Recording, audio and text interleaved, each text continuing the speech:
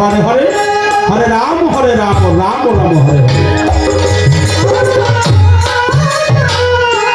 এই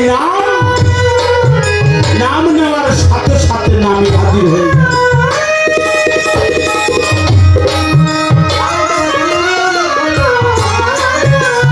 এই নাম নেওয়ার সাথে সাথে